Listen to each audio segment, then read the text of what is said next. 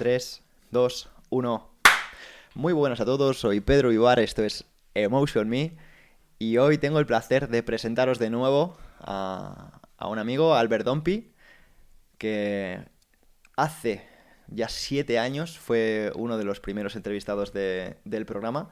Por entonces él era nómada digital, aunque tenía residencia en Reino Unido. Reino Unido. Y 7 años después, digamos que muchas de las cosas que te pregunté hace esos años se han vuelto realidad. Y a mí me fascina un poco cómo da muchas vueltas la vida. Y estoy aquí para que nos cuentes un poquito lo que puede prosperar una persona en ese tiempo.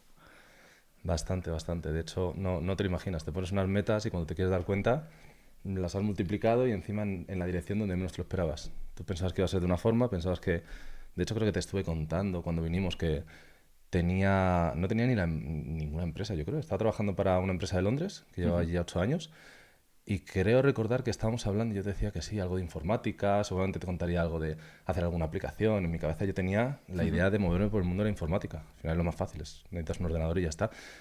Y 7 años después, si ese día me llegas a decir lo que estoy haciendo ahora, no me lo creo. Vamos.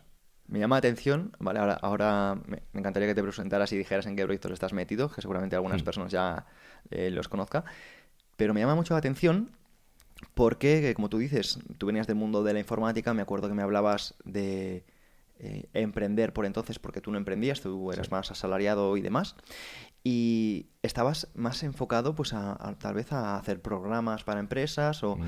tal vez incluso tenías la idea de hacer algo de dropshipping con temas de cachimbas y ese tipo de cosas que me acuerdo que me regalaste una en su momento. Sí, una cachimba electrónica. Cuando todavía no existían los vapes, me acuerdo. No Total. existían los vapes y era porque en Londres salió una ley de antitabaco y obligaron a casi todos los comercios a quitar todos los humos de los locales. Entonces lo que hacían te daban una especie de cabezal de sisa y era Jesús. Eso. Y era electrónica. Era como lo que ahora es un vape, por lo mismo tenía la resistencia y le echabas el liquidillo, que obviamente no tenía nada que ver porque ni tiraba ni nada. O sea, eso no tenía ningún tipo de futuro. Pero yo me acuerdo que lo vi y dije... Oye, pues a lo mejor si lo empiezo a meter aquí en España, en alguna discoteca, yo todo humilde, yo pensando que lo iba a meter en algún lado, me las tragué todas las que compré directamente, pero al final es lo que te va dando un poco la soltura, ¿sabes? El probar y decir, lo he probado, me ha funcionado, no me ha funcionado, que he hecho bien, que he hecho mal, reculo. Pero si no me hubiese empezado a mover en ese aspecto, a día de hoy seguiría haciendo exactamente lo mismo que hace 7 años. ¿Y cómo puedes hablar un poco de tus proyectos de día de hoy? ¿En qué estás metido para presentarte a la audiencia? Sí, a ver, pues a día de hoy, digamos que la mayor parte de mi tiempo sigo haciéndolo en el mundo de la informática, con diferentes clientes, ya sea aquí en España, o sea, en Estados Unidos, en Londres, y es la mayor parte de mi tiempo. Yo soy informático, es lo que me gusta, es lo que más dedico. Y luego aparte, pues durante estos años hemos ido haciendo una serie de inversiones, mis socios y yo, y ahora mismo quizás la más conocida es Urban Poke, es una cadena de pokés, llevamos desde 2020 creo que fue, y la verdad es que en 4 años se ha posicionado, de verdad estamos muy contentos, entre las mejores marcas, y esa es quizás la que más gente conozca, es digamos la famosilla. Los demás, un gimnasio, tenemos también temas de casas, tenemos algunos restaurantes sueltos, pero son más a nivel local o a nivel... no van a ser conocidos, a no ser que seas del barrio no lo vas a conocer. Pero principalmente es el póker, porque es lo que fue el mayor boom y es lo que nos hizo crecer, aprender y descubrir ese potencial de decir, invierto A y recibo A por 10. Si sale bien, si sale mal, fuera A y fuera todo. Pero es la más importante, sí. ¿Y puedes contarnos un poquito cómo acabas en ese mundo de hostelería? Pues de rebote, completamente. Yo cuando volví de Londres, si es que he vuelto alguna vez, porque al final siempre acabas yendo y viniendo, digamos que por unas casualidades de la vida, acabé muy cerca de gente que se dedicaba que estaba empezando en este mundo de la hostelería. Y bueno, conocí a un socio, que ahora es amigo, la verdad, y decidimos montar uno de esos restaurantes, un restaurante de poke también. Y la verdad es que fue una aventura, porque justo empezamos en 2019, creo que fue, pero la obra empezó en 2020 y en 2020 llegó la pandemia. O sea, de repente en medio de la obra, digamos como un parón radical durante 3 meses. O sea, nos encerraron, ya no sabíamos ni qué hacer, el restaurante estaba a la mitad, todo estaba a la mitad. O sea, era el momento de decir, es una señal, paramos y echamos atrás, o es una señal, vamos a seguir adelante a ver lo que pasa. Y digamos que durante esa transición entre esa parada y luego la siguiente, la reanudación de las obras y de la apertura, digamos que nos dimos cuenta pues al final es como todo, vas haciendo un negocio, vas haciendo cualquier trabajo y te vas dando cuenta de puntos que a lo mejor tú de forma personal mejorarías, te gustaría hacer diferente, crees que al final es todo a un nivel bastante personal. Una persona puede pensar que es mejor de una forma, es mejor de otra, al final decidimos tomar otro camino y decir, pues vamos a intentar nosotros montar algo que sea más nuestro, digamos. O sea, que Y erais franquiciados de una marca correcto, franquiciados de una marca. y digamos que lo dejasteis por X motivos, ¿no? Sí, digamos que lo paramos y decidimos seguir por nuestra cuenta porque al final yo creo que también mi socio y yo siempre hemos sido bastante personales en ese aspecto, nos gusta bastante llevar las riendas, nos gusta bastante tener el control y al final quizás no encajamos en ese formato de franquicia, al igual que tampoco hemos encajado nunca en el formato de trabajar para alguien y creo que eso al final se acabó saliendo y decidimos tomar ese camino. Unos cuantos socios nos reunimos y decidimos ir por ese sitio. La verdad es que salió todo bien, no tengo ninguna queja. Fue un riesgo muy grande, fueron momentos bastante complicados porque al final pones toda la carne en el asador. Al final arriesgas mucho, tanto a nivel económico, tanto a nivel personal. Te crea muchas incertidumbres, momentos de estrés, momentos de mucha ansiedad. Pero luego al final, si lo haces bien, si de verdad quieres, si de verdad lo haces desde el mejor fondo, lo haces de la mejor manera posible, al final, de una forma o de otra, siempre acaba saliendo bien. Mejor o peor, pero siempre acaba saliendo bien. Nunca vas a llevarte una decepción. Y si te la llevas, al final es una lección. O sea, nunca vas a salir perdiendo. Quiero que me hables porque hay una parte que a mí me interesa muchísimo y me gustaría saber cómo la gestionas, porque por un lado me consta que también eras colega de la franquicia a la que pertenecías, Ujú. pero luego por otra parte tienes sociedades con colegas, ¿no? O sea, quiero decir, Correcto. y yo considero desde mi perspectiva que la gestión de socios y demás es Sí, la parte más complicada siempre en el mundo de los negocios, sí, porque siempre hay pues amigos, más fricción, menos fricción, ¿no? sí. Y quiero saber cómo se gestiona todo eso, ¿no? Porque tuvo que ser difícil en su momento esa Ujú. separación, cómo la llevaste y luego cómo seleccionas a la gente con la que vas a invertir o a la gente con la que vas a colaborar. Correcto. A ver, sí, no, o sea, es verdad que es la parte más compleja, pero yo creo que también es la parte más importante. Al final es el tema, la parte personal, la parte de personas dentro de un negocio, para mí es la parte más importante. Al final, un negocio, sobre todo cuando son diferentes socios o cuando es de cara al consumidor, de cara al público, lo más importante es que los socios sean los correctos y obviamente dar el mejor trato a la clientela. Entonces, al final, respecto a los socios, sí que es verdad que al final vas aprendiendo. Es muy diferente el empezar un negocio con un amigo y que un amigo se convierta en socio a que tú conozcas a una persona que no es tu amiga, sea tu socio, y ya de tantos negocios y de llevaros bien se convierta en tu amigo. Es muy diferente el proceso. Al final, cuando tú intentas montar algo con un amigo, es lo mismo que cuando, por ejemplo, tú te has llevado bien con alguien durante toda la vida, pero no has pasado tiempo con él, ya sea tu amigo o tu pareja, y de repente de un día para otro tienes que convivir durante un viaje 24 horas al día y te das cuenta de que no sois compatibles, de que a lo mejor él es más ordenado, menos ordenado, tiene tics, tiene cosas que no puedes aguantar y te das cuenta que como amigo es genial, pero como convivencia es nula. O sea, al final los socios es lo mismo. Tú puedes tener un amigo que te llevas genial, pero luego te das cuenta que para los negocios tenéis visiones totalmente diferentes. No digo que una sea correcta y la otra errónea. Al final, si las dos formas siguen hacia adelante y siguen progresando, será que son buenas, pero al final son incompatibles. Entonces, te acabas dando cuenta de que por mucho que sea tu amigo, eso no quiere decir que sea compatible en todos los aspectos de la vida, en este caso en los negocios. Entonces, por ese lado es complicado cuando te das cuenta la primera vez, porque es una pequeña decepción. Al final es como tu primera ruptura, tu primera decepción. El hecho de decir, joder, me da pena, pero bueno, no es compatible. Además, no es lo mismo tener una discusión de amigos en un aspecto que tener una discusión en temas de negocios. Es diferente, pero bueno, simplemente todo bien, todo en orden, pero te da un poquito de pena esa situación. En cambio, cuando es al revés y conoces a una persona porque vas a ser socio con ella, creo que empiezas de forma más pura, más tolerante, porque al final no tienes ninguna carga personal contra esa persona. Entonces, al final, te centras en lo que son los negocios y ya está, es un folio en blanco. Tú sabes tus funciones, la otra persona sabe sus funciones, trabajáis, os complementáis muy bien, que eso es lo más importante. O sea, no es encontrar personas afines con las que hacer negocios, sino es todo lo contrario, encontrar personas complementarias. O sea, de nada vale que los dos os levantéis temprano y tengáis muy desarrollada la parte social y luego quede toda la parte nocturna y toda la parte de números, toda la parte de echar horas al descubierto. O sea, al final tienes que encontrar socios que se complementen. Yo, por ejemplo, con mis socios, cada uno tenemos una función bastante bien definida y nos complementamos perfectamente. Yo me levanto tarde, me acuesto tarde. Ellos se levantan pronto, se acuestan pronto. O sea, a cada uno le gusta un tipo de cosas. Y creo que es la parte más importante. Al final, el que se conviertan en tus amigos o no, eso ya depende del tiempo, depende de lo afín que seas, pero es diferente porque ya digamos que has conocido la peor parte de ellos. Es cuando el negocio está involucrado, cuando el dinero está involucrado, porque cuando todo está bien, todo es perfecto, todos somos amigos, todo es increíble, lo celebramos, todo es fantástico. En el momento en que la cosa va mal y ya empiezas a ver pérdidas, empiezas a ver cosas que no te gustan, ahí es cuando se demuestra de verdad, digamos, el nivel de madurez de una persona, ya no solo en lo personal, sino en el ámbito de negocios. Ahí es cuando ya te pones al límite y si pasas eso con una persona, ya lo demás es pan comido. Creo que es mucho más fácil de esa forma. ¿Y cómo, por ejemplo, seleccionas a las personas que van a formar parte de un equipo de inversión, por ejemplo?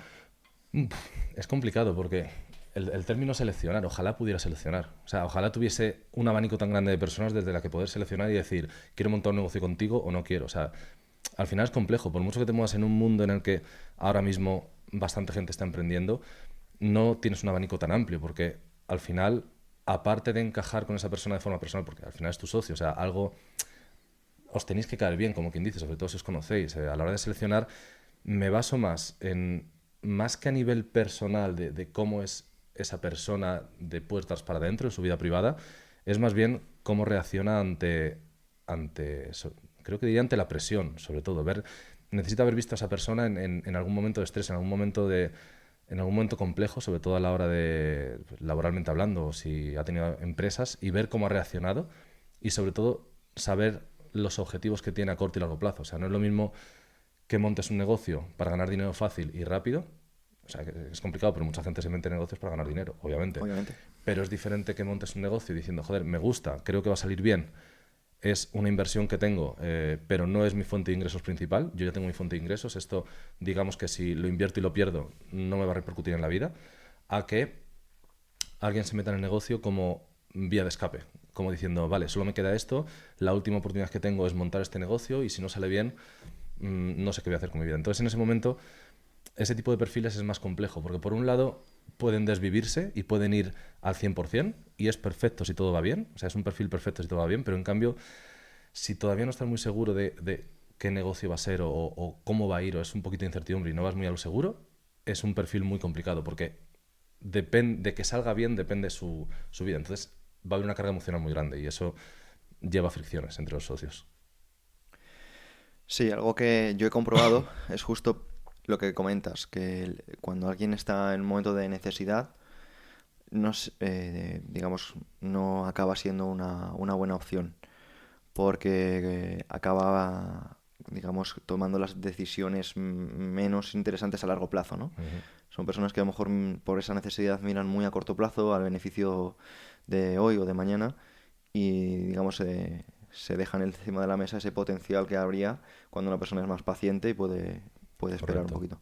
Son muy emocionales, son decisiones muy emocionales, muy poco lógicas. Al final, cuando está en juego tu base de sustentación, cuando lo único que tienes es este trabajo y tanto de forma económica como del tiempo completo te lo dedica es este trabajo y todo en tu vida depende de este trabajo, al final, si va bien, como te digo, va a ser fantástico y magnífico, aunque no creo que también, pero si va mal, va a ser horrible, porque esa persona ya va a tomar decisiones desesperadas a la hora de decir, mm, no sé qué ejemplo poner, o sea, va a arriesgar mucho más de lo que debería arriesgar y claro, al final eso va a arrastrar a los demás socios de la empresa. Entonces, al Ujú. final, tener un pequeño socio que está en discrepancia con los demás puede crear fricciones y a la larga es un bulto que se va haciendo bastante grande, la verdad. Y Alberto, sin tener ningún tipo de experiencia en el ámbito de la hostelería, ¿cómo acabáis pues liándola tanto con Urban Pocket? Por las personas que nos juntamos. O sea, he de decir que los que nos juntamos para hacer esto creo que fueron clave cada uno de nosotros. Al final, cada uno empujó desde el ámbito que mejor se le daba. Entonces, encajamos muy bien porque cumplíamos la parte eh, de cubrir todos los sectores, la parte de informática, la parte de marketing, la parte personal, la parte de dirección, de producto y también había algunos de los socios que tenían experiencia previa en la hostelería, había otros que tenían experiencia previa en gestión de equipos, experiencia previa en levantar una imagen de marca de una empresa, pero sobre todo también porque todos los socios teníamos muy claro cómo iba a ser esto a corto y a largo plazo, qué estábamos dispuestos a sacrificar, cuánto tiempo íbamos a estar sin recibir ni un solo euro, o sea, básicamente reinvirtiendo. O sea, de hecho, he de decir que a día de hoy, después de 4 años, todavía la franquicia lo único que ha hecho es reinvertir, reinvertir, reinvertir. O sea, ha crecido tanto porque en realidad ninguno de los socios hemos sacado absolutamente ningún beneficio. O sea, ha sido todo reinversión, que es también parte del crecimiento tan exponencial que ha tenido. Entonces, al final, todos estábamos en la misma onda, todos lo teníamos como una inversión que obviamente estábamos 100% volcados en ella, pero a ninguno nos iba la vida en ello. Todos teníamos nuestro trabajo, algunos teníamos incluso nuestros negocios, entonces al final fue una forma muy bonita de empezar, como diciendo, vale, esto va a ser nuestro pequeño bebé, lo vamos a mimar, lo vamos a nutrir y encima vamos a tener la tranquilidad que ninguno de nosotros vamos a estar pidiendo nada a corto plazo y que todo, sea mucho, sea poco, todo lo que ganemos lo vamos a reinvertir. Al final eso te da una tranquilidad de decir, sí o sí, tiene que salir bien. O sea, podemos crecer más o podemos crecer menos, pero en el momento que sepamos que todo se reinvierte,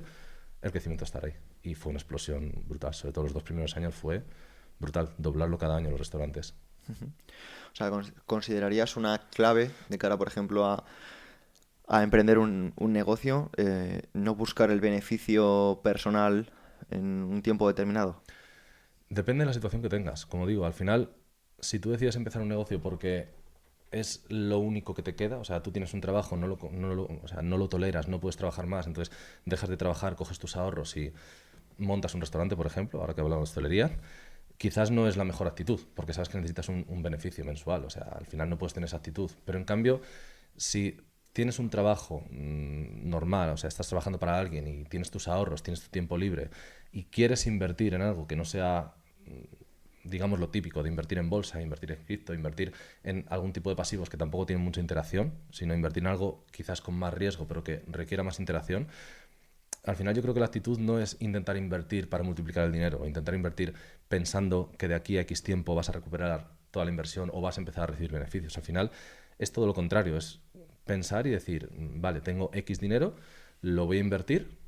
Mi idea, siempre lo digo y digo, vale, ¿puedo vivir sin esta cantidad de dinero? Sí, perfecto, son 10.000, 20, 30, lo que sea. Lo meto, me olvido de que lo he invertido y simplemente me imagino como que me han dado un paquetito nuevo. Toma, tienes un restaurante.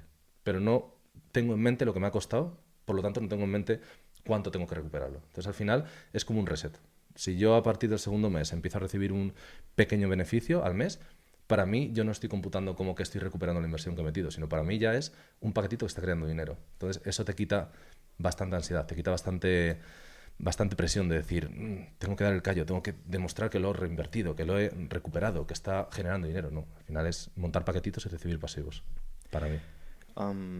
Me interesan varias cosas de tu perfil, Alberto, porque, bueno, no sé si estás tan al día a lo mejor, pero si observas un poco las tendencias o incluso las redes sociales, los podcasts, hay como una moda muy potente en lo que es el emprendimiento, ¿no? Hay muchos podcasts que se enfocan en el emprendimiento, libros de emprendimiento, cursos para emprendedores y demás, ¿no? Y a mí me llama mucho la atención, ¿no? Porque se habla mucho también de crear marcas personales y algo que observo, que es curioso de ti, de tu perfil en concreto, es que tú no te has apalancado aparentemente de lo que son pues, cursos para emprendedores, el networking, la marca personal, ¿no? Y todo eso.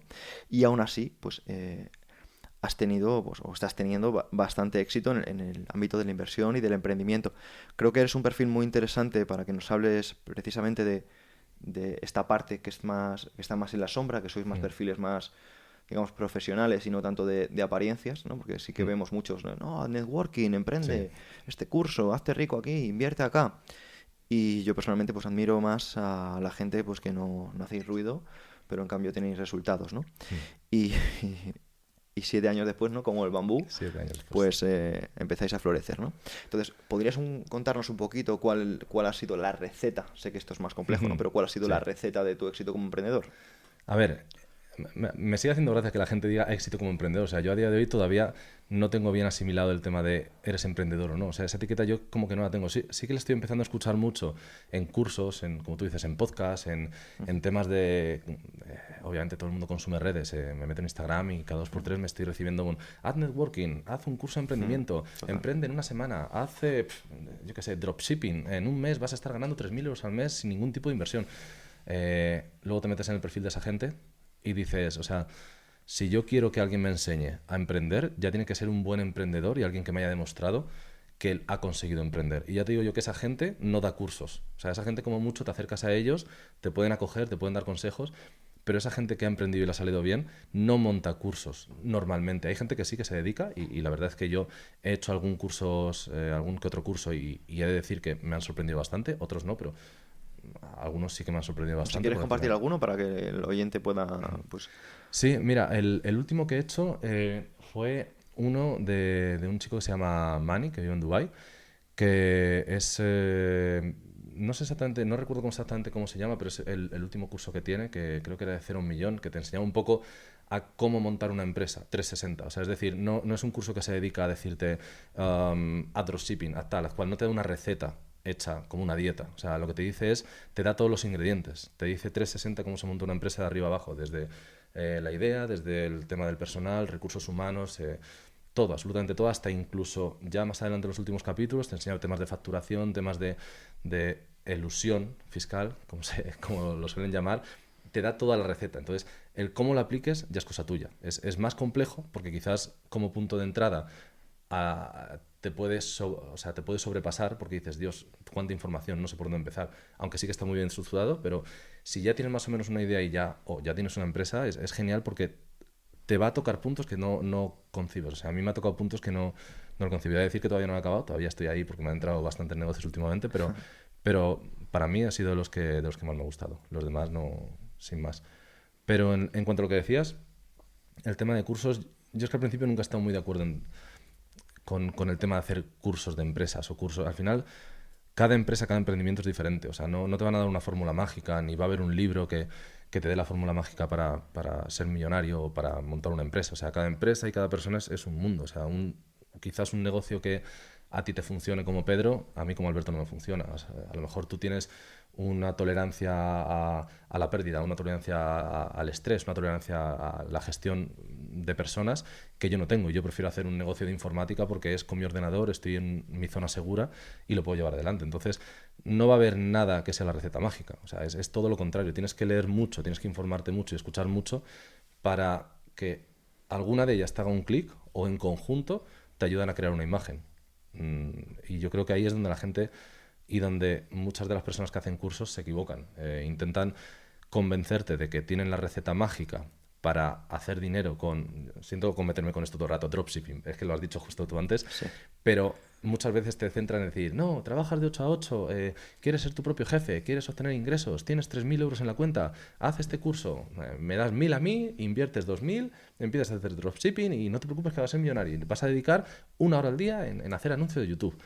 No funciona, no, porque es que son 1 millón de cosas por detrás. Te puede funcionar a una de cada 100 personas porque le ha hecho el clic y le gusta, pero no le va a funcionar al 100%. Entonces luego la gente mm, lo hace y se frustra. ¿Y qué pasa? Que ese tipo de perfiles, los que, como yo digo, venden mucho humo, se nota porque hacen un boom, de repente crecen y al poco tiempo caen y nadie se acuerda de ellos. En cambio, los otros que van poco a poco, primero hacen, primero demuestran, primero se montan, o sea, digamos que primero utilizan lo que van a vender y lo hacen ellos bien y lo demuestran que lo han conseguido y tienen la fórmula, y luego ya deciden, digamos, resumir lo que han hecho y venderlo como un curso. O sea, por ejemplo, lo último que te he dicho. O sea, eso es genial porque al final acabas viendo la trayectoria de una persona, llevas siguiendo durante años y tú ya le conoces, tú ya has visto su mentalidad, tú ya has visto por dónde va y en el momento saca un curso y decides hacerlo. Es lo mismo que un autor. Tú conoces al autor, saca un nuevo libro, pues sabes que te va a gustar. Entonces es muy diferente que encontrarte a un perfil que te aparezca en Instagram, vende un curso y te metes. A ver,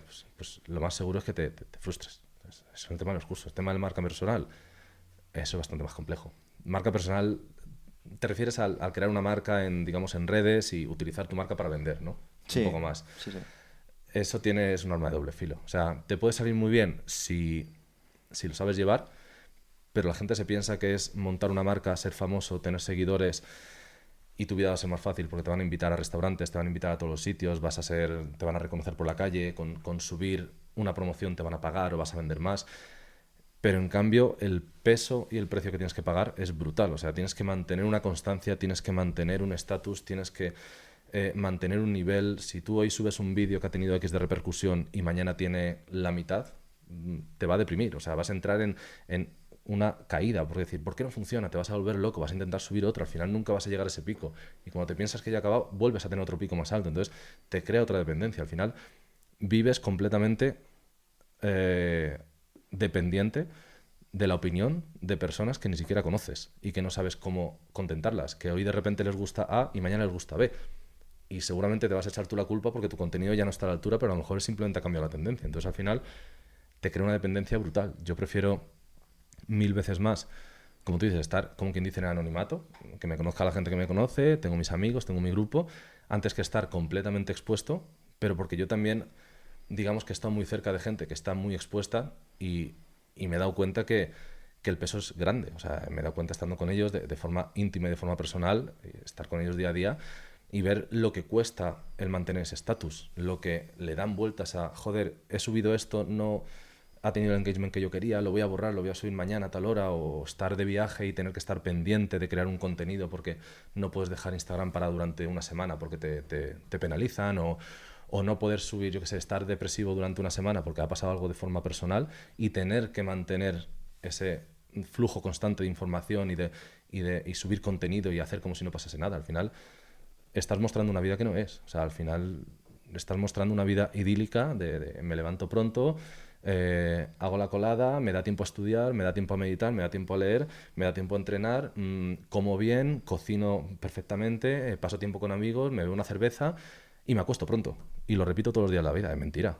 O sea, es mentira, no puedes hacerlo. O sea, yo, que no tengo que estar expuesto, lo intento hacer y a veces a lo mejor hago 7 días en una semana y otras veces no lo hago ni un día en una semana, pero claro, yo no tengo que mostrar nada. Entonces yo me lo quedo para mí, yo me lo demuestro a mí mismo. Tú imagínate una persona que tiene que estar constantemente demostrando eso. O sea, al final es una dependencia. Para mí sería una carga. Es algo que yo creo que nunca podría llegar a mantener. O sea, Totalmente, es un esclavo al final de la opinión pública. Y como tú dices, es algo que encima, si retroalimenta a un negocio concreto, o a una marca concreta o lo que sea, ¿no? Alguien que tenga pues algún contrato con alguna marca o que tenga una empresa que dependa de ello, pues puede ser, como tú dices, hasta peligroso porque ataque hasta la salud de la persona, ¿no? totalmente. Y volviendo un poco al tema anterior, que me gustaría que lo siguieras desarrollando porque creo que es muy importante tu opinión o tu visión o tu experiencia. ¿Cómo entonces tú aprendiste a emprender? ¿Cómo desarrollaste ese carácter de emprendedor o esas características que necesita alguien pues para acabar sacando un proyecto? Mm, a ver, yo creo que en mi caso viene desde bastante pequeño, no el tema del emprendimiento, porque yo Ujú. no te voy a mentir, yo no he emprendido cuando era pequeño, porque hay gente que sí que a lo mejor hace sus chanchullos, se lleva cositas al cole, las vende, o luego de mayor hace... No, yo no, o sea, yo sinceramente no. Yo lo que pasa es que desde pequeño yo tenía una ambición bastante grande de decir, yo de mayor quiero tener una vida cómoda. O sea, dicho llanamente, como lo decía de pequeño, yo quiero ser rico. Básicamente, lo que decía. ¿Qué quieres ser de mayor? Yo quiero ser rico, punto. Y lo decía así tan a gusto, ya, pero tienes que ser rico haciendo algo. Yo, no, yo voy a ser rico, ya veré lo que hago para ser rico. Entonces, siempre al final he tenido ese comentario que al final se ha vuelto como una especie de coña, que al final se ha vuelto como una especie de lema, y al final eso quizás te lleva a tomar unas decisiones que en otro aspecto no tomarías. Yo, por ejemplo, en mi caso, yo acabé la universidad y según acabé la universidad, yo quería tomarme un año sabático, por casualidad acabé en una empresa, no me gustó, de ahí me moví a Londres y me fui con una mano delante y otra detrás cuando todos mis compañeros seguían en los mismos puestos de las empresas y estaban, digamos, parados en España porque estaban cómodos. Claro, en esa época estaban cómodos, me siento mayor ahora mismo, pero hace 15, 16 años.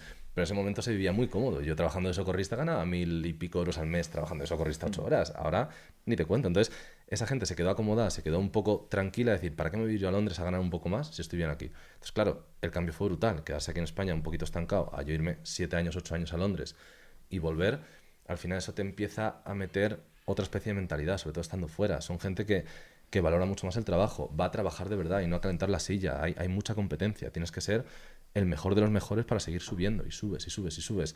Y de repente vuelves a España Y claro, te das cuenta de que llegas con una base brutal.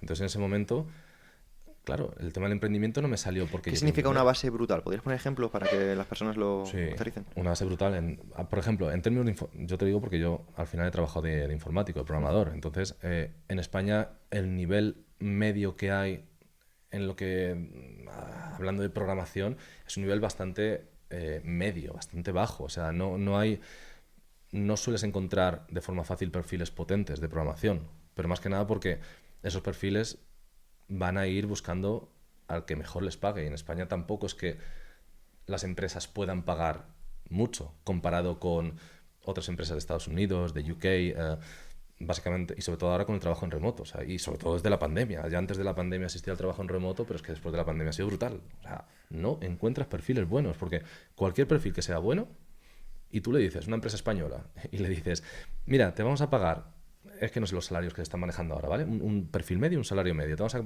pagar lo que se paga un perfil medio, ¿vale? Tienes que venir a la oficina seguramente 5 días por semana, o 4, con suerte. Trabajar 8 horas, estar delante de la silla, tienes que cumplir objetivos, tienes que fichar para entrar, fichar para salir, fichar para fumar. Y luego te vas a casa y encima vas a tener que hacer horas extra para darte una paguita que encima te van a quitar gran parte del dinero para luego no poder disfrutarlo. Y luego de repente, por otro lado, les llega una oferta al correo de Estados Unidos o de UK. Trabajo a distancia, en remoto, te montas tu empresa en tal sitio, facturas desde ahí o facturas desde España, donde tú quieras, y te están pagando 4 veces más. Literalmente, 4 veces más. O 3. ¿Qué vas a hacer? Quedarte en tu casa. Te quedas en tu casa, trabajas de tu casa, ganas un montón, ahorras un montón. Que te aburre tu casa, te largas a Bali, te vas a Australia, te vas a Tailandia. Trabajas donde tú quieras. Que se ponen las cosas tensas aquí porque te dicen algo porque no puedes trabajar para... Te vas fuera, ¿qué más te da? Te vienes para acá un par de meses al año, disfrutas del veranito y ya está. Entonces, al final, a eso me refiero. O sea, es complicado trabajar aquí a día de hoy, sobre todo con este tipo de perfiles que puedes desarrollar a distancia. Es muy, muy complicado. Al final siempre vas a decidir ir al mejor postor. Te vas fuera, trabajar fuera y gestionar desde fuera. Me acuerdo cuando hablábamos hace años, que me acuerdo que teníamos pues, pues conversaciones, ¿no? De cómo te va la vida, qué estás haciendo y te recuerdo como una persona que leía bastante, que es un Sí. tipo que siempre te ha gustado pues el desarrollo personal, siempre te han gustado los libros para el crecimiento personal Ujú. y de hecho me recomendaste alguno bastante chulo en su momento. Y me gustaría que hablaras un poquito de estas recomendaciones de libros o si estos libros te ayudaron en tu camino Sí. a seguir pues, fortaleciendo un poco estas ideas. Totalmente. A ver, el tema de leer no es que yo haya leído desde toda la vida. O sea, siempre he leído un poquito más, un poquito menos. Me he interesado por leer ciertos títulos. Sí que es verdad que en los últimos años ya el tema de la lectura leo cada día. O sea, es algo que se ha convertido en un hábito y que de verdad he visto la recompensa por leer tanto. Entonces, obviamente, cada vez leo más. Pero en ese momento, cuando hablaba contigo, seguramente, si mal no recuerdo, te hablaría del de Padre Rico, Padre Pobre, te hablaría del Secreto, te hablaría del monje que vendió su Ferrari. O sea, los 4 o 5 típicos libros que había en esa época que de hecho todos están un poquito enfocados a la autoayuda, al crecimiento personal. O sea, es un término de autoayuda es un término como un poquito delicado porque hay gente que lo coge con pinzas. Dice, ¿Por qué crees pues, que pasa eso?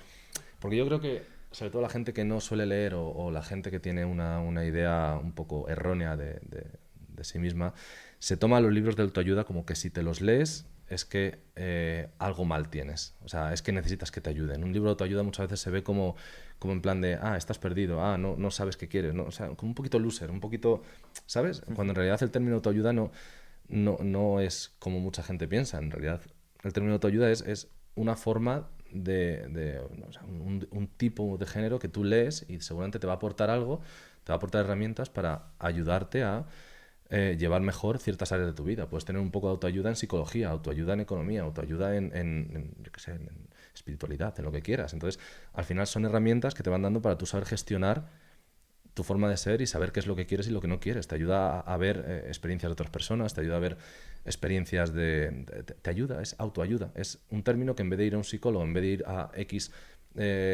servicios, que antes era lo único que tenías, ir a ese servicio porque no existía tanta literatura o tanto podcast o tanto YouTube, pues ahora lo puedes recibir tú mismo. Otra vez, arma de doble filo. O sea, al final tienes mucha información, la tienes que saber gestionar, es lo primero. Porque si te pones a leer todo lo que te entra, al final no vas a saber ni por dónde entrar y seguramente vas a coger consejos erróneos. Pero término de autoayuda es bonito mientras lo sepas gestionar y mientras sepas parar a tiempo esa autoayuda. Porque hay gente que se mete en un ciclo completo de autoayuda, que lo único que hace es leer autoayuda, uno tras otro, todo el rato autoayuda, autoayuda. Entonces al final es como que tu cuerpo crea una dependencia a la autoayuda. O sea, al final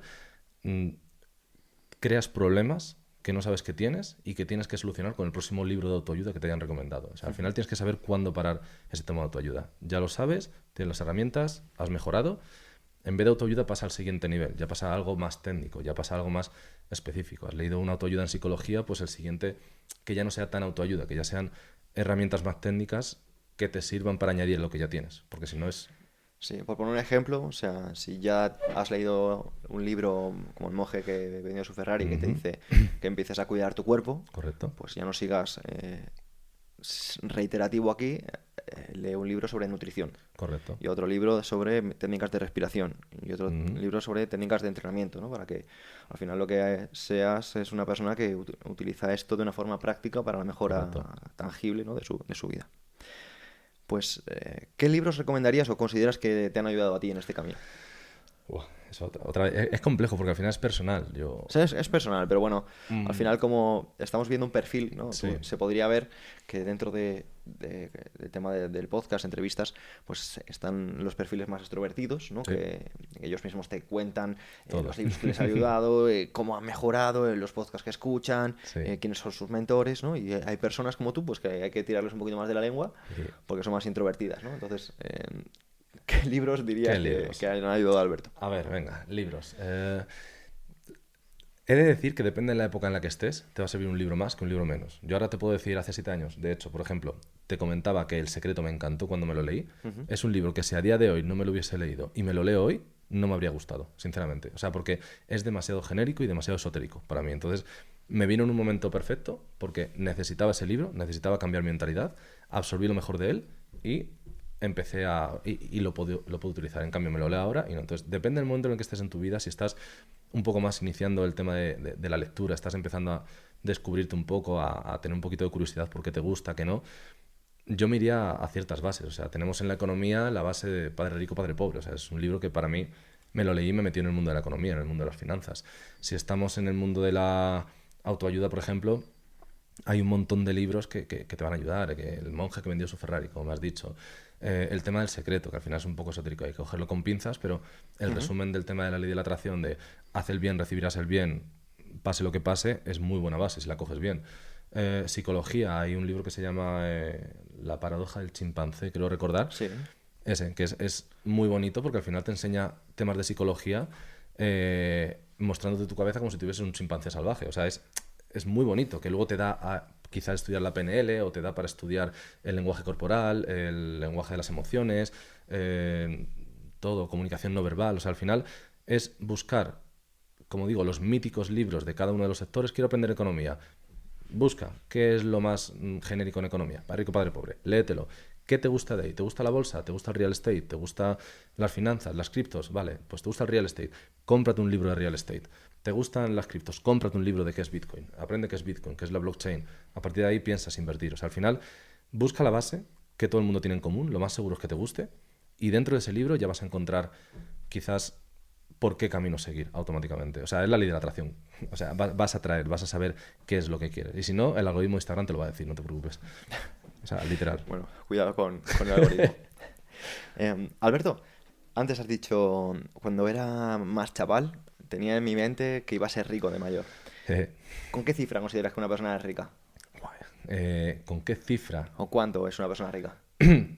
Yo creo que no es la cifra que una persona tenga lo que le hace rica o lo que no le hace rica. Al final es la necesidad que tiene una persona lo que va a considerar si es rico o no es rico. Yo puedo considerar que soy rico con X dinero al mes y en cambio otra persona que está acostumbrada a más va a duplicar, triplicar, y en cambio al revés, una persona que está acostumbrada a menos va a pensar que la mitad de lo que gana esta persona ya es ser rico. Entonces al final, al principio, sobre todo cuando eres joven, te crees que la riqueza es una cantidad, que es decir, gano 5.000, gano 6.000, gano 10.000, 20.000, 30.000.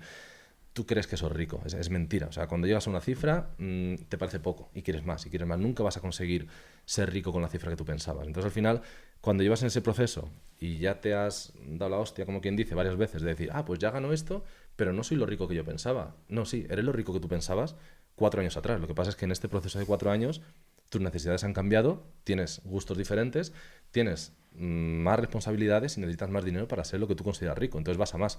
Cuando ya te pasas eso 3 o 4 veces, reculas y si tienes un poco de cabeza dices, hostia, es que a lo mejor no tengo que estar ganando más. Es que a lo mejor lo primero que tengo que hacer es ajustar mi nivel de vida y ajustar lo que yo gasto y lo que yo necesito para vivir y que todo lo demás sea un extra. Entonces en ese momento paras de pensar en ganar más, paras y de repente empiezas a gastar menos, a ajustar, simplificas todo y te das cuenta de la regla del 80-20. Dices, joder, el 80% de lo que hago me está generando un 20%, el 20% de lo que hago me está generando un 80%. Y de repente te das cuenta que puedes sacrificar ese 20% de lo que ganas y recuperar el 80% del tiempo libre. Y de repente empezar a crear nuevos paquetes. Entonces, cuando ya lo has hecho una vez y te das cuenta de ese potencial, ya tu curva de crecimiento deja de ser una curva exponencial hacia arriba, sino que empiezan a ser bultitos. Subes rápido, pum, paras, bajas un poco. Vuelves a subir rápido, bajas y subes un poco. Entonces, al final, ¿qué es la riqueza? La riqueza depende en qué punto estés de tu vida. Yo, por ejemplo, ahora no considero que sea rico,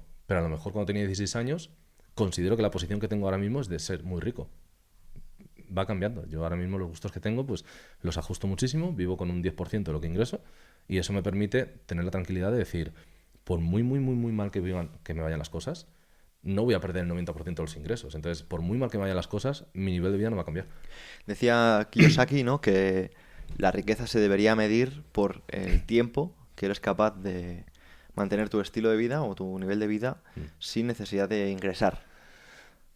Sin necesidad de ingresar o de trabajar. Sí, ¿Cuánto tiempo puede vivir Alberto sin necesidad de trabajar o de ingresar? Eso es en base a los paquetitos, como ya te he dicho antes, que hayas metido en tus inversiones pasivas. Al final, si todo va bien y si todo sigue como sigue yendo hasta ahora, yo ahora mismo puedo dejar de trabajar y vivir tranquilamente. No vivir quizás como a mí me gustaría vivir, con todos los lujos que a mí me gustaría tener, pero yo puedo vivir perfectamente viviendo en mi casita, comprando mis comidas diarias, haciendo algún viaje de vez en cuando. Podría vivir bien, pero porque ya llevo un montón de tiempo invirtiendo en paquetitos. El cuánto es no es relevante, en realidad es cuánto estás dispuesto tú cuál es tu límite mensual con el que puedes vivir y si con eso te da todos los pasivos que tengas, ya tienes libertad financiera. Ya a partir de ahí es cuánto quieras crecer. ¿Qué opinas de la libertad financiera? Yo creo que es algo que tenía que ser necesario y que te tenían que enseñar en la escuela. Cosa que no sé por qué parece que en España no quieren enseñarte, pero es algo que te lo tienen que enseñar. En cambio, por lo menos la educación que yo he tenido y por lo que hablo con la gente a día de hoy sigue siendo igual, por lo menos aquí, en la escuela no te enseñan educación financiera. De hecho, es que no hay casi ni asignatura de finanzas cuando eres pequeño. O sea, hay asignaturas que te dan cualquier tipo de temas que en realidad no te sirven en un futuro, pero en cambio lo que de verdad te sirve para ser un adulto, que es cómo manejar tus finanzas, cómo se controla un salario, cuál es la nómina, el IRPF, cuánto das a Hacienda, cómo se hace la declaración de Hacienda, cómo tienes que invertir, cómo tienes que dividir tus paquetes, con cuánto tienes que vivir. No te lo dan, no te lo enseñan. O sea, parece que lo único que está intentando hacer es crear gente con una serie de conocimientos que trabajen para otros y que sean soldados para trabajar para otro. En este caso, cada vez más para el gobierno. Entonces, al final, la gente no tiene esa actitud de emprender. Tampoco ayuda mucho ahora mismo la situación que tenemos aquí, pero ya de por sí, si no te lo enseñan de pequeño y si encima no paras de ver ejemplos de tu alrededor que lo único que hablan los autónomos, los empresarios, los que tienen empresas grandes es, si tienes empresas grandes se están yendo de España. Si son empresarios pequeños que no se pueden ir o autónomos, no paran de quejarse de cómo está la situación, de cómo nos suben los impuestos. No paran de quejarse de que los trabajadores piden ganar más, pero no se dan cuenta que en realidad cada vez que suben el salario mínimo están apretando más a los empresarios, no están beneficiando a nadie. O sea, cuando en realidad tendría que ser al revés, tendrían que reducir muchos de los impuestos, hacer un poquito más ligero la vida a los autónomos y a los empresarios para que desde esa base los trabajadores que hayan decidido ser trabajadores y trabajar para alguien puedan recibir más. O sea, yo siempre digo que si a un trabajador que está trabajando para alguien, no un autónomo o una empresa, un trabajador, en vez de darle la nómina como se la dan a día de hoy, que es con un salario en bruto y un salario en neto, si le dieran la nómina y le pagasen en bruto todo lo que gana cada mes y cada 3 meses o cada año tuviera que devolver todo el dinero que le quitan cada día, o sea, cada mes de la nómina y todo el dinero que la empresa tiene que pagar por él, ya te digo yo que la situación cambiaría. En el primer año cambiaría la situación completamente. Obviamente no lo van a hacer, no les merece la pena. Hay países que te lo puedes ajustar. Yo me acuerdo en Reino Unido que a mí en la nómina lo primero que me decía la empresa es: te podemos ajustar nosotros lo que pagas de tasas o puedes recibir el salario en bruto y tú pagarlo cada mes o cada 3 meses. Aquí en España, bueno, no sé, a lo mejor me estoy equivocando, pero no he escuchado a nadie No hay que se haga opciones. este tipo de ajustes. No se puede. Mira, algo que quiero compartir en relación a esto que estás comentando, ¿no? El sistema educativo y demás. Se está hablando mucho, esto lo explica el profesor Rayo, que no se están ajustando los salarios al nivel de vida. Ujú. Y no se están ajustando los salarios al nivel de vida, tanto en la parte pública, Sí. a nivel de Estado, como en la parte que también está también direccionada por el Estado, que es los asalariados para empresas, Ujú. no las empresas. Y lo que sucede con esto es que hay una asimetría entre quien depende del Estado Ujú. y quien sencillamente depende del mercado. Correcto. ¿Qué ocurre? Que cuando vemos esto a muy corto plazo, pues a lo mejor esa simetría pues no es tan llamativa, pero ¿qué hemos visto? Que al democratizarse la atención, Ujú. como ha habido por ejemplo con el tema de plataformas, internet, de redes sociales Sí. y demás, quien ha sabido ver esto ha empezado a apalancarse del mercado. Ujú. ¿Qué ocurre? Que ha habido y hay una asimetría inmensa ahora mismo Sí. entre quienes dependen del Estado y quienes dependen del mercado. Correcto. ¿Qué ocurre? Que esto no tiene ya vuelta atrás, porque o acabas con Internet, que esto es una cosa que también podríamos debatir, ¿no? Porque yo creo que hay Sí. una tendencia creciente de hacerte ver que las redes sociales son malas, que Correcto. las redes sociales te van a hacer daño, que las redes sociales bla bla bla. Sí. Cuidado con el teléfono móvil, para que poco a poco ellos puedan intervenir de una forma más planificada a medio plazo. Pero quien no se haya dado cuenta de esto, no se va a dar cuenta de que los salarios no se van a volver a adaptar Nunca. nunca, porque esto ya no tiene vuelta atrás, ¿no?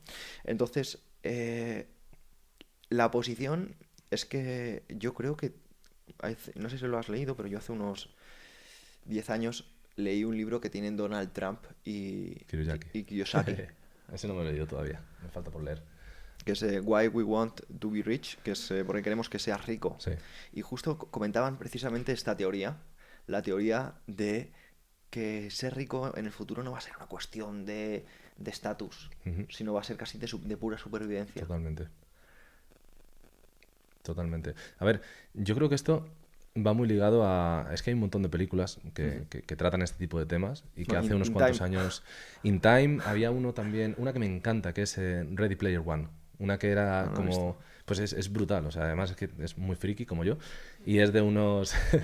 es de un chico básicamente que en esa sociedad hay una brecha social enorme que en su día la veíamos muy descabellada, yo a día de hoy la veo cada vez más cercana. Entonces es como que parte de la sociedad vive en una ciudad preciosa, bonita, con jardines y con cascadas, y la otra sociedad vive en las afueras, en contenedores industriales, que cada casa es un contenedor chiquitito con sus cosas, pero todos viven conectados a una especie de metaverso y que juegan en el metaverso. Entonces la única forma que tienen de salir de esa pobreza es ganando puntos en el metaverso para poder ir a la ciudad, básicamente. Entonces, ¿qué pasa? Que todo el mundo se tira todo el día metido dentro del metaverso y solamente se desconecta para comer y beber y vuelve a su metaverso. Entonces es como que tienen ese engaño de que están viviendo en otro mundo que no viven, cuando en realidad están donde están. Entonces es algo que tú al final ves hace un tiempo y lo consideras una película, dices, esto es imposible que pase, o sea, esto es una película, vamos, es imposible. Y ahora de repente ves cómo ha evolucionado todo y cómo la brecha social cada vez es más grande, cómo cada vez más en las redes, que es algo muy, muy, muy curioso. O sea, al final todos los gobiernos siempre han tenido los medios controlados, que es la televisión, los periódicos. O sea, al final lo único que podía trasladar noticias que no venían del gobierno era el boca a boca, y el boca a boca tenía las patas muy cortas, o sea, tampoco podías ir muy lejos, porque luego estaba la propaganda, que todo el mundo la veía mal, pero en fin. Televisión, periódicos. Entonces al final te tenían la cabeza completamente sorbida. O sea, era lo que ellos querían que pensases, tú lo pensabas. Lo que aparecía en el periódico lo dabas como la última verdad. Entonces, claro, si tú miras atrás, imagínate la cantidad de cosas que nos hemos estado tragando durante un tiempo sin ser capaces de verificarlo. Cuando a día de hoy, ¿cuál es el problema? A día de hoy la televisión y los periódicos es lo que menos se consume. Lo que más se consume son las redes, la televisión de streaming, o sea, es el contenido que tú decides consumir. Entonces ya se ha escapado del control. Entonces, ¿cómo te intentan controlar? Ya no te controlan por los dos medios, te controlan por la publicidad indirecta que tú recibes, pero tampoco tienen forma de controlar al 100%. Es más, cada vez se ponen cada vez descubres más cosas que hacen las grandes empresas como Meta y cada vez le ponen más límites. Entonces cada vez tienen menos opciones de control. Entonces, ¿qué pasa? Que cada vez la gente se va dando más cuenta, cada vez se vuelve más radical, cada vez salen más cosas que han estado pasando durante un tiempo y cada vez se intentan ocultar de forma más obvia, hasta que ya llega un punto que no te crees nada. O sea, tú ahora mismo hables con quien hables, sea del partido que sea, te va a decir que no se cree a los políticos. Nadie cree a los políticos. O sea, nadie cree lo que dicen los políticos, pero ninguno, ni de un partido ni de otro. Entonces, ha llegado un punto en el que dicen, ¿quién nos gobierna? ¿Quién queremos que nos gobierne? Yo a día de hoy no tengo a nadie que yo pueda poner la mano en el fuego y decir, quiero que me gobierne este. Ya no estoy hablando de partido, digo de persona incluso. Entonces, ¿qué pasa? Que al final todo esto desemboca, según lo que tú has hablado, en que estamos creando una sociedad que está explotando por el tema de la información. Tenemos tanta información que ya no sabemos a qué hacerle caso. Ya si queremos creer que una rana vuela, vamos a encontrar en internet pruebas de que una rana vuela y te lo vas a creer. Entonces, ¿qué creemos? ¿Hacia dónde queremos llegar? ¿Hacia dónde? Ya de que nos fiamos. Nos dicen que el salario medio es este y que ahora mismo eres rico. El otro día lo vi en un post de estos de Instagram. En España eres rico si cobras más de 34.000 euros, creo que decían. No me acuerdo. Perteneces al 20% de la riqueza si cobras más de 34.000 euros en España. 34.000 euros no te dan a una familia para vivir. O sea, literalmente no te da, no puedes vivir bien. Yo me acuerdo que mis padres, cuando yo era pequeño, mis padres, cuando ya tenían 24, 20, 24, uno 28, otro, ya tenían una casa, un hijo, vivían bien, nos íbamos de vacaciones y tenían un coche nuevo. ¿Tú crees que a día de hoy una persona con 24 años con un trabajo normal se junta con otra persona de 28 con un trabajo normal, como era en su día, y son capaces de comprarse una casa, de comprarse un coche nuevo y de irse de vacaciones cada 3 meses? Yo lo que pienso es que las personas no saben la diferencia que hay entre depender del Estado y depender del mercado. O sea, creo que hay mucha corrupción semántica. Por ejemplo, términos como estado de bienestar, digamos que todavía las personas lo reciben Sí, con buenos ojos. Creo que cada vez menos, es cierto. sí, Creo que hay palabras como progresismo que tienen muy buena prensa, pero que están detrás de frenar y de crear dependencia a las personas. correcto. No sé si conoces el cuento del pueblo y la vaca. ¿Cuál? Cuéntame. Pues en una ocasión había un pueblo muy pobre, muy pobre, muy pobre, que dependía de una vaca. Dependía de una vaca y la vaca daba leche y daba alimento, entre comillas, a todo el pueblo. Mm, Y llegó una vez un forastero que era sabio y le pidieron los miembros del pueblo que les ayudaran a prosperar. sí, Entonces lo que hizo ese sabio fue coger la vaca y la despeñó. La tiró por una montaña sí. y la vaca se murió. ¿Qué ocurrió? Que el tipo se marchó. Al principio la gente en el pueblo estaba desesperada, desesperada y desesperada, porque decían que no iban a poder salir adelante porque no tenían vaca. ¿Qué ocurrió? Que años después vino este sabio, este forastero, y se encontró que aquí era donde solo había un pueblo, había una ciudad. Sí. Y cuando empezó a preguntar, ¿no?, a las personas que vivían allí, dijeron, bueno, es que hace unos años vino un forastero que era muy sabio y nos enteramos que tiró la vaca. Al principio estábamos todos desesperados porque no sabíamos qué iba a ser de nuestra vida, pero claro, empezamos a darnos cuenta de que la tierra de labranza era buena y empezamos a cultivar. Y con ese cultivo empezamos a comerciar. Y con ese comercio empezamos a poder tener mejores herramientas para cultivar mejor. Total, que esto al final trajo prosperidad. Creo que las personas todavía viven con la limosna que promete el progresismo y el estado de bienestar, que es, digamos, que esta pobre vaca que está exprimida, pero les aleja del potencial de ganarse su propio destino, ¿no?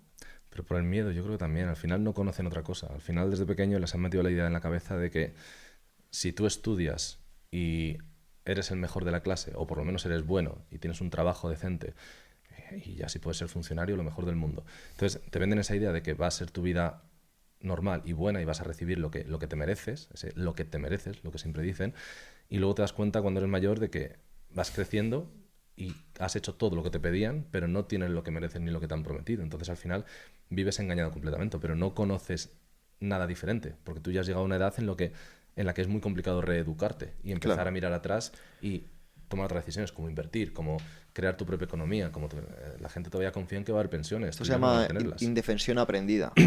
Lo del elefante al que le ponen de niño La correa, la cadena. Exactamente. Sí. Y ya, aunque es muy fuerte, ¿no? Y puede romper cualquier cadena, piensa que no puede, porque piensa que sigue siendo un elefante cachorrín. Sí. Pero sí, es lo que dices. Creo que el mayor problema que tienen las personas es no... Esto de hecho, a mí me lo hizo ver con mucha claridad el doctor Mario Alonso Puig, la última vez que estuve en su canal, porque yo decía que la parte más importante que necesitaba una persona para cambiar su vida era la voluntad. Sí. Y él me dijo que no, que la parte más importante que requería una persona para cambiar su vida era creer que podía cambiarla. Ujú. Y creo que justo lo que sucede es esto, que las personas piensan que no pueden porque piensan que de si se muere la vaca se van a morir de hambre, ¿no? Sí. Y hay un libro, que no recuerdo ahora mismo el título, pero precisamente trata de esto, trata de, de que pese a lo pesimista que podamos ser todos con el futuro, la humanidad no ha hecho otra cosa que prosperar, que evolucionar, que mejorar. Ahora mismo, fíjate, estamos hablando de crisis, estamos hablando de lo incierto que es el futuro, de la incertidumbre, pero después de la Segunda Guerra Mundial en Japón, ellos pensaban que todo se iba a ir al desastre, que no iban a poder levantar cabeza, ¿no? 30 años después, fíjate que Japón se convirtió en una potencia mundial. O sea, eso si se lo dicen a alguien en 1946 o 47, Coña.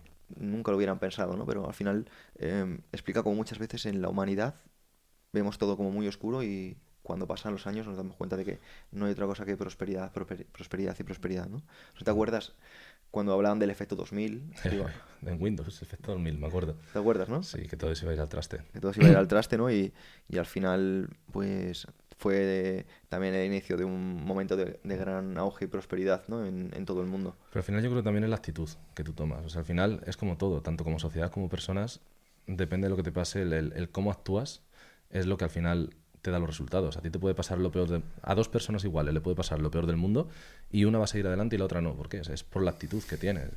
Puedes tener un problema familiar, al igual que lo tienen muchas personas, y puedes elegir la rama de no levantar cabeza y crearte siempre ese halo de ¿por qué me ha pasado a mí? No voy a recuperarlo, es injusto, o todo lo contrario, utilizarlo para crearte una nueva defensa, para crecer mucho más fuerte y decir, vale, este es mi punto más flaco, de aquí no puedo caer más, voy a empezar a subir hacia arriba. Pues lo mismo como persona, como sociedad. Ahora que cuentas esto, ¿no? A nivel de actitud y demás, me acuerdo, hace unos meses estaba con Edu en el Corte Inglés comprando unas tarjetas de memoria para la cámara. Y bueno, pues Edu y yo pues, solemos hablar de finanzas, economía y demás, ¿no? Y me acuerdo que llega la cajera y nos dice, ay, pues me parece muy interesante esto que estáis hablando. Es que yo soy economista y estos temas me parecen la mar de interesantes. Y yo le dije, ah, ¿eres economista? Digo, wow, ¿y cómo ves el futuro? Y me dice, uff, el futuro lo veo muy mal, lo veo muy oscuro. Y claro, yo le pregunto, digo, ¿y no crees que hay gente que se va a beneficiar de este desastre y va a hacer dinero con todo lo mal que va a ir? Y dice, uy, sí, sí, claro, va a haber gente que se va a hacer rica. Digo, entonces, ¿no crees que me has contado la mitad? Claro. Claro, o sea, me estaba contando que el futuro iba a ser negro, pero es cierto, va a ser negro para muchas personas, pero para otras no. Entonces Siempre. creo que al final es la decisión más importante que debemos tomar es cómo va a ser nuestro futuro. A ver, al final todo tiende al equilibrio. O sea, esto, lo que tú me acabas de contar, que te ha contado la mitad buena y la mitad mala, todo al final hay una serie de... Estos son otro tipo de temas, depende, más esotéricos. Pero yo creo que al final todo en el universo tiene un equilibrio. Todo. Frío, calor, todo tiene un equilibrio. Entonces al final, si X personas se van a beneficiar, quiere decir que a X personas se van a perjudicar. Al final es un flujo de dinero, un flujo... Es verdad que todo es infinito, es verdad que hay un montón de recursos, que cualquier persona, si de verdad se aplica, puede llegar a la posición que quieren, pero la realidad es que para que todo se equilibre, a la vez que vaya a haber una crisis y mucha gente vaya a perder, créeme que el equivalente en lo que han perdido X personas, va a haber otras X que suban y ganen esa economía. Pues es más, yo diría que no es del todo así, porque la economía no es un juego de sumas cero. O sea, va a haber, sí que es cierto que personas que pierdan, pero no necesariamente lo que pierden lo ganan otros. Considero que no tiene nada que ver. Considero que hay personas que van a ganar independientemente de que otros ganen o que independientemente de que otros pierdan, porque la economía no es un juego de sumas cero. O sea, que yo pierda no significa que tú ganes, porque si tú ganas también puedo ganar yo y también puede ganar él. Y eso es lo que nos ha demostrado la economía, ¿no? Hay otra historia, ¿no? También de finanzas que me gusta mucho. De hecho, creo que la leí recientemente releyendo el libro de Sergio Fernández, que es el clásico cuento, ¿no? Que explica muchas veces en economía de llegan a un pueblo, también un pueblo bastante austero, un tipo con $100. Y ese tipo con $100 está buscando un hotel para alojarse. Y va a alojarse a un hotel y le cuesta $100. El dueño del hotel lo que hace con esto es pagarle el salario a la persona que hace las cosas, que son de $100.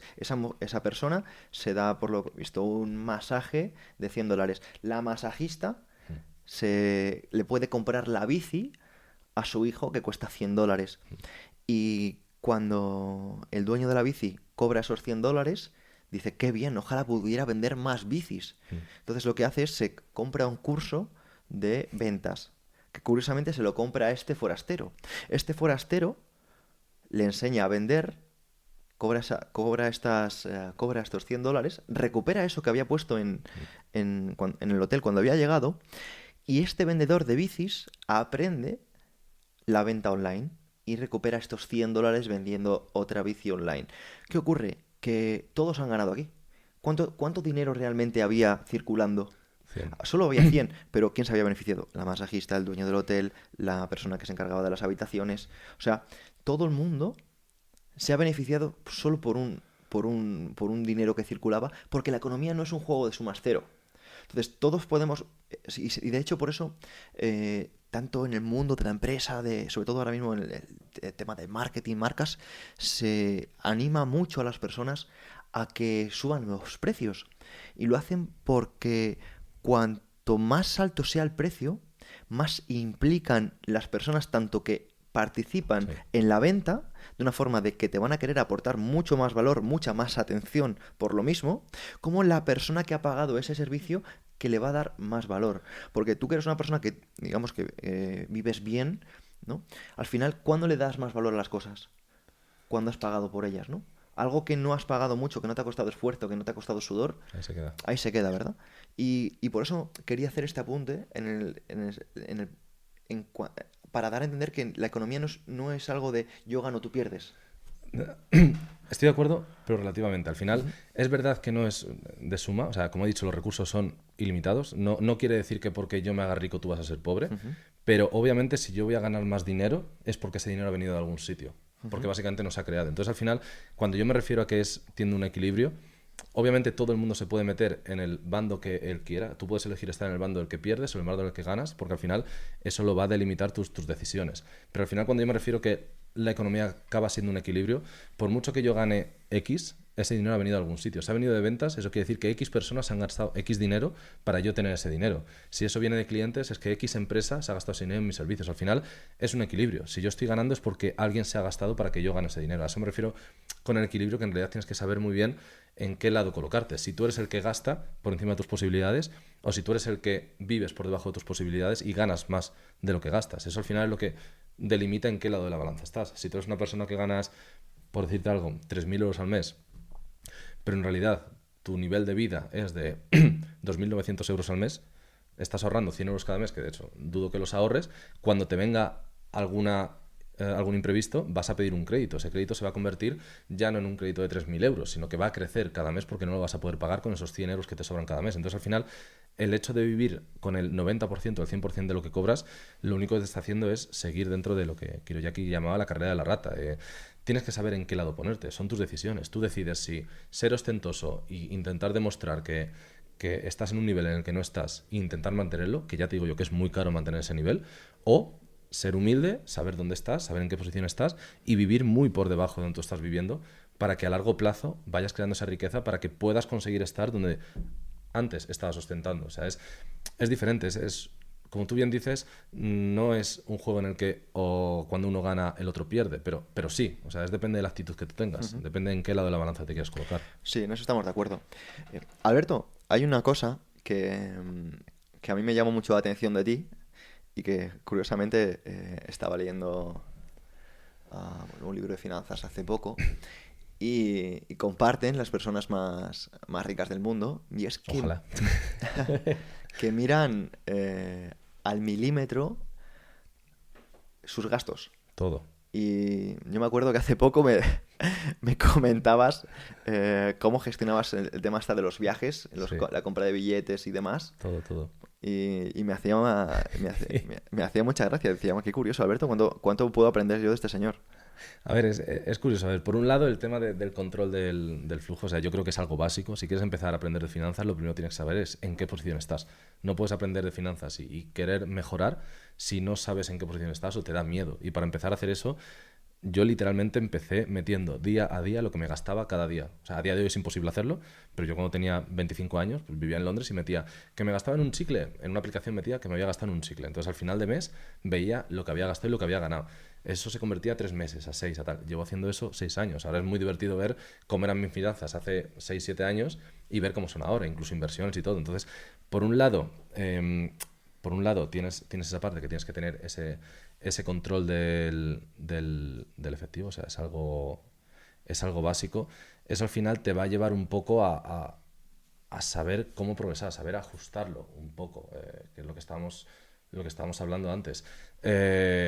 No vas a poder llegar lejos si no has dado ese paso y si no sabes con cuánto, como tú me preguntabas antes, con cuánto dinero puedes vivir tranquilamente solamente con tus pasivos. O sea, son temas que yo creo que a la gente le da un poquito de miedo y, y deberían ser. Iba a volver otra vez, pero se me acaba de olvidar el tema que me habías preguntado. Me has hecho 2 preguntas, te voy a contestar dos. Te he preguntado el tema del gasto, ¿cómo lo gestionas? El tema del gasto. Ah, lo de los viajes, de verdad, te iba a contestar lo de los viajes, queda divertido. O sea, se me había ido completamente. Eh, el tema de los viajes, a ver, es un tema divertido. Al final, tú cuando empiezas a viajar, te intentas, otra vez, la ley de la atracción. Quieres viajar, te van saliendo, o sea, según vas aprendiendo, vas encontrando páginas más baratas, encuentras los destinos más baratos. De repente te das cuenta de que si te vas en verano, te estás gastando el doble, cuando a lo mejor te gastas las vacaciones en septiembre y viajas por la mitad de precio y te lo pagas igual a diferentes destinos. O sea, al final vas encontrando truquitos, pero yo creo que te refieres a la parte que hablamos el otro día, que fue divertido, que también está muy ligado al tema de las redes y lo que aparentan las redes para lo que luego es. Y es que, bueno, pues en este caso, a ver, da la casualidad que uno de mis mejores amigos, diría mi mejor amigo, pues es que más me ha aguantado toda la vida, resulta que eres piloto. Entonces, al final, yo esto no lo sabía, pero los pilotos tienen una serie de beneficiarios, entonces, si te ponen esos beneficios, pues puedes incluso llegar a volar muy, muy, muy barato o incluso gratis, Ujú. incluso tener upgrades a business y a todo. Yo, claro, yo esto cuando no lo sabía, yo tenía gente que yo seguía, incluso amigos cercanos o conocidos, que yo los veía que no paraban de viajar en business, todo el rato en business, en business, en business. Y yo decía, tío, un billete en business son 3.000 euros el trayecto. Ese tío no tiene el dinero para viajar en business. Es que yo lo sé, que no tiene el dinero. Y yo decía, ¿y tío, cómo puedes viajar en business? Yo sé, pues a veces lo veía en chicas, pues sí que muchas veces a cierto perfil de chicas, pues sí que las llevan a unos sitios, las llevan a otros, o sea, para hacer cualquier cosa, pero sí que es verdad que es más normal. Pero los chicos normalmente no, porque no lo veía yo a esos chicos haciendo ningún tipo de... Y claro, y de repente hace poco, ya cuando mi amigo ya fue piloto, pues vi toda esa parte y me di cuenta de que en realidad ciertas personas pueden viajar en business y tienen este tipo de beneficios, pero pueden viajar en business por lo que te cuesta una cena en mi restaurante, por ejemplo. Por 15 euros puedes viajar en business.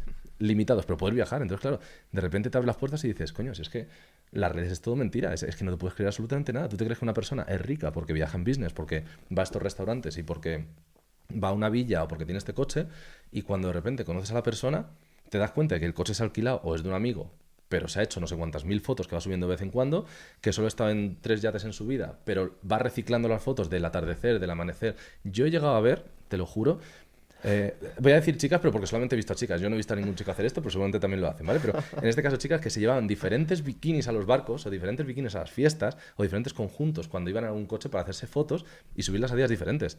Pues lo mismo con los viajes en business. Hay gente que coge y se hace fotos en business de diferentes ángulos y cada vez que viaja sube una foto como que está en business y es mentira. Entonces, al final, ¿qué pasa? Que tú te das cuenta de esos trucos, empiezas a vivir esa vida y te empiezas a dar cuenta y tienes dos opciones. La opción A, que es convertirte en uno de los que tú en su día habías visto que tiene ese nivel y aparentar que tienes ese nivel y has pasado el upgrade, o ser sincero y ser honesto y ser humilde y decir, pues mira, tío, yo me viajo en business porque tengo esto. Yo no me voy a pagar un billete de 3.000 euros o un billete de 7.000 euros porque no me lo voy a gastar. Tengo mil cosas mejores que gastármelos. Y claro, al final son puntos que te vas encontrando en la vida que te hacen darte cuenta que has vivido engañado durante mucho tiempo Y que hay gente que a día de hoy todavía vive engañado. Ven un perfil y dicen, Dios, esta persona es mega millonaria, porque te paras a hacer las cuentas de todo lo que se gasta y luego te das cuenta que viajes en business, lo que te he dicho, cenas, les invitan, porque son amigos de los promotores, discotecas, fiestas, reservados, es lo más fácil del mundo. Siempre vas a tener un amigo que tiene tal, que tiene cual, y si te gusta la fiesta, vas a acabar ahí. Todo, mansiones, coches, todo. Es todo mentira. Esto es todo Todo uno mentira. marketing. Yo me acuerdo que cuando era más chaval, yo veía el fútbol y veía que siempre pues en la Copa del Rey, en la Champions, en los partidos más importantes de la liga, tenías a las figuras más famosas en los palcos. Sí, Y claro, tú de primeras piensas que estas personas, como son ricas, sí. pues están en el palco porque sí, Porque lo han pagado. porque lo han pagado y demás, ¿no? Y están pagando lo que cuesta, ¿no? Y es todo mentira, porque no, esas personas están por puro marketing. Totalmente. Están, pues, sencillamente, pues, de la misma forma que llega una marca de suplementación y paga a un tipo guapo o una tipa guapa para que esté posando con su marca por puro anclaje, por un halo, Sí. y que tú piensas que eso es genial. Porque si realmente viéramos las cosas como son, al final no dejan de ser emociones que han hinchado a las personas de wow, esto tiene que ser Totalmente. genial porque ha ido a verlo este deportista o este Sí. famoso, ¿no? Este actor. Cuando realmente ese actor incluso ha podido recibir dinero Dinero, totalmente. para en lugar de estar, como tú dices, en un yate viendo un atardecer, Sí. esté justo ahí delante de las cámaras, ¿no? Y eso es algo que se aprende uno cuando se da cuenta de que los negocios no, las cosas no son tan claras como aparentan, ¿no? Y te quiero preguntar precisamente si en los negocios importan las apariencias. Depende de qué puesto tengas en el negocio. A ver, otra vez, vuelvo a lo mismo, es un arma de doble filo. O sea, si tu apariencia es buena y lo que vendes como marca personal es buena, te va a ayudar en tu negocio. Si tienes una buena comunidad, si tienes un buen engagement y la gente te respeta, va a ayudar en tu negocio. Si en cambio tú lo que quieres es llamar la atención, necesitas esa popularidad, la vas persiguiendo, cueste lo que cueste, te sacrificas, te vendes, eso se nota. O sea, es que se nota. Se nota cuando una persona lo persigue y no es quien quiere ser, y en cambio se nota cuando a una persona le ha llegado y lo está tratando de la mejor manera posible. Entonces, si es necesario, si es bueno, es beneficioso, depende. Yo, por ejemplo, prefiero no tener esa responsabilidad porque al final estás completamente expuesto. Al final, hagas lo que hagas, cada milímetro, de la noche a la mañana todo puede cambiar. Si un día de repente haces un comentario en Twitter no es X ahora, en X o en Threads o en lo que sea, y haces un comentario que no debas de hacer, te cambia la opinión del público en total, se desencadena una reacción que te pueden sacar incluso tweets de cuando tenías 14 años que no sabías ni lo que decías y ya te están tachando de racista, de lo que sea. No puedes mantener esa imagen personal. Entonces, desde mi punto de vista, prefiero, en el ámbito de los negocios, no ser una persona pública y no ser la cara del negocio y no ser el que representa el negocio. Más que nada por prudencia. Prefiero pagar a alguien, como tú bien has dicho antes, prefiero pagar a alguien para que sea mi imagen y tener esa seguridad de decir, esta persona está contratada, es decir, no está ligada a la marca, no representa los valores de la marca, sino que está contratada para ser el altavoz de la marca, y que si en algún momento pasa algo, tener esa seguridad de poder decir, tomar la decisión, como han hecho muchas marcas, de decir, no estamos de acuerdo con esta persona, cortamos, cambiamos de sponsor. O sea, al final, prefiero mil veces eso a que mi imagen sea la que lleva cualquier marca en la que yo esté involucrada. Yo no quiero tener una imagen pública, no quiero, yo soy quien soy y punto. ¿Y qué opinas del juego del estatus? Esto que se ve ahora de coches, relojes. Ostras. ¿Cuánto consideras que esto influye? El estatus es algo que todo el mundo al final quiere, está dentro de lo que es, de lo que yo considero tu balanza interna. Tú vas cubriendo una serie de necesidades básicas, la alimentación, la hidratación, las necesidades naturales, vas creciendo y al final, cuando ya tienes todo lo demás completo, ya te puedes centrar en intentar completar las partes más altas de la pirámide, como pueden ser quizás el estatus, como pueden ser vamos a hablar de estatus ahora mismo, pero ya lo puedes hacer. El problema está cuando la gente no tiene cubierto las necesidades e intenta empezar por la cima y tener un estatus. No puedes. O sea, un estatus no lo compras, un estatus no lo consigues así como así. Un estatus lo vas creando, es tu legado, como quien dice. Entonces, al final, es muy gracioso el tema del estatus, porque la gente se piensa que cuando llegas a un cierto nivel o a un cierto estatus, no porque yo esté, sino porque al final me relaciono con gente que sí que puede estar ahí o que yo considero que está ahí, y se piensa que ese tipo de personas está a un nivel mega superior, cuando en realidad,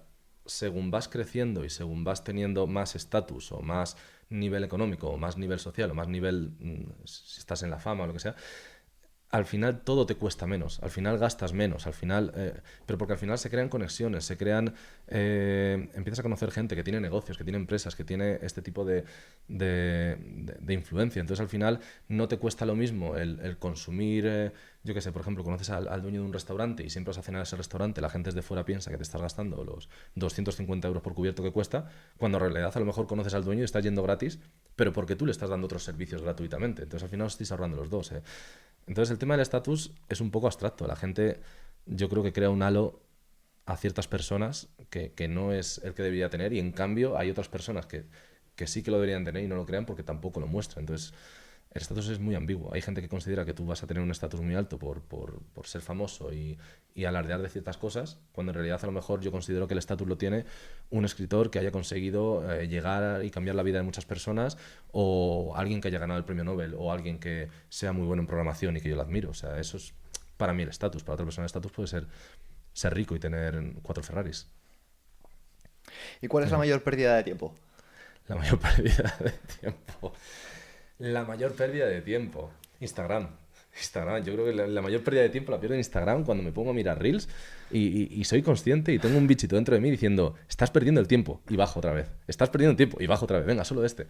Yo creo que es la mayor pérdida de tiempo. Yo creo que todas las demás partes de mi vida las tengo bastante optimizadas, pero eso es un goteo que lo tengo tan fácil que es, Dios, me estreso en el trabajo, cojo el móvil, uy, un reel, otro reel, otro reel, otro reel, pum. ¿Te das cuenta? Media hora, 1 hora. Te has acostado a las 3 de la mañana. ¿Haciendo qué? Nada. ¿Qué has aprendido? Nada. De hecho, es muy interesante porque aquí en Europa y en Estados Unidos, que es algo que es como una leyenda urbana, todo lo que nos llega de este tipo de redes, sobre todo de TikTok lo he oído, que al final es una marca que es de Oriente, cuando tú vas allí y estás en Japón, estás en China, estás en alguno de esos países, el algoritmo te educa, te da contenido para educarte. Contenido de piano, de historia, de no sé qué. O sea, es como que te educa, cosas interesantes. En cambio, aquí nos hace tontos. O sea, aquí solo te aparecen, de verdad, que no me creo que es que de verdad, que yo no miro ese tipo de contenido y me aparece. Te aparece de repente cómo hacen el otro día me acabé viendo un vídeo entero de 1 minuto de cómo hacen una taza de cerámica. No me interesa nada, pero te engancha, ¿sabes? O de repente cómo bailan en TikTok. Y tú, en cambio, te vas allí y el algoritmo te cambia y te empiezan a enseñar cosas de historia, cosas de economía. Tío, nos están volviendo tontos. Se puede poner una VPN para Se ver. puede poner, lo puedes hacer. Si tú tienes una VPN y te pones la VPN de TikTok en Japón y estás un tiempo allí, ya te digo yo que el contenido te cambia. Yo acabo de venir de Colombia, el contenido era dedicado a la parte de Colombia, ¿vale? Y durante una semana he tenido contenido de Colombia.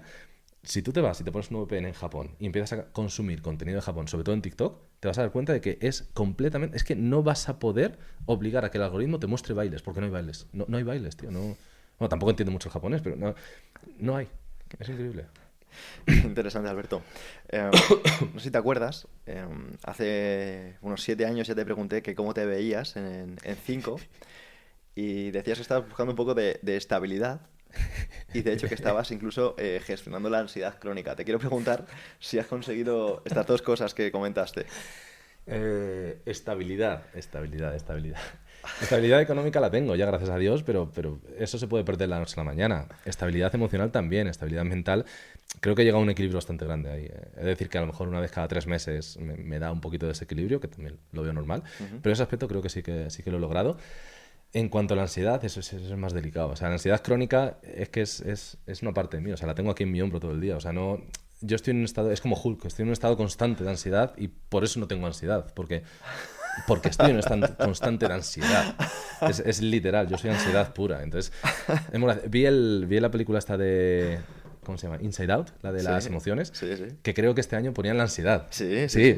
Tío, te lo juro. Me estuve descojonando toda la película y diciendo, tío, es que soy yo. Es ansiedad. O sea, es el momento de decir, me genera ansiedad venir a grabar esto, me genera ansiedad, pero ya no es como antes, que me dan ataques de pánico, ataques de ansiedad. Al final he convivido tanto que tengo tengo una parte de la cabeza, pequeñita, un 10%, que está 24/7 hablando con la ansiedad, tranquilizándola. O sea, es como en plan de discutiendo con ella. Es como una parte de mi cerebro que está discutiendo, diciendo, ¿para qué vas a tener un ataque de ansiedad si sabes que va a ser 1 minuto, va a hacer el ridículo y ya está, y vas a estar normal? ¿De qué te vale eso? Es como que mi cuerpo ya se ha dado cuenta que no puede meterme ansiedad. A ver, hay límites, o sea, hay veces que mentalmente ya no puede, pero pues una vez casi se me cae un ojo porque me salió una queratitis, luego me salen a lo mejor pues, ronchas por aquí, pero esos son niveles ya cuando yo he sido consciente de que he apretado muchísimo la ansiedad y yo sé que me va a pasar eso, pero digamos que es controlado, ya no me ha vuelto a pasar como antes de, hostia, un ataque de ansiedad, ¿qué es? No, o sea, ya más o menos está controlado. Entonces, ¿cómo la controlo? No la controlo. O sea, es mentira, cualquiera que te diga cómo la controla, no la controla, es imposible controlar la ansiedad. Ahí está. Qué bueno. Curioso. ¿Y cómo te ves ahora en 5 años? Cumplo 36 dentro de una semana. Estoy más cerca de los 40 ya. Como me veo a los 40, ¿no? Consideramos 40, como si tuviera 35. Bien, bien, bien. Quizás mis objetivos los voy a ajustar un poquito más a cuando yo te los contaba hace 7 años, pero va viento en popa. No tengo ningún objetivo específico, no te voy a decir, pues me veo con no sé cuántas empresas, con no sé cuántos millones, con no sé cuántos. No, o sea, creo que más a 5 años he aprendido a que yo ya sé que lo que tenga que llegar en 5 años, 10 va a llegar. O sea, prefiero casi centrarme en este año y el siguiente antes que tenerlo a largo plazo, porque ya de tanto tiempo que llevo esa dirección, sé que va a llegar. Ya la dirección está fijada. Es el momento. Pero bien, me veo haciendo un podcast contigo, hablando otra vez. Seguro que sí. ¿Y qué consejo te gustaría dejar a aquellas personas que estén ahora mismo en un momento de mucho cambio, Sí. incertidumbre y Respecto al emprendimiento. depende al emprendimiento o incluso más allá de esto, Sí. que se te apetezca compartir? Ah, si es respecto al emprendimiento, que se lancen, que se lancen a ello. O sea, la duda no les va a llevar a ningún lado. O sea, lánzate, hazlo. Si no quieres arriesgar tanto como lo estás pensando, arriesga un poco menos, pero arriesgate. O sea, al final vas a aprender mucho más de los errores que de lo que te va a salir bien. Si todo te sale bien, en cuanto te venga un error va a ser demasiado tarde y no vas a saber gestionar. Entonces, equivócate mucho y equivócate rápido. Creo que es una frase de un libro, no sé cuál, alguno que me he leído.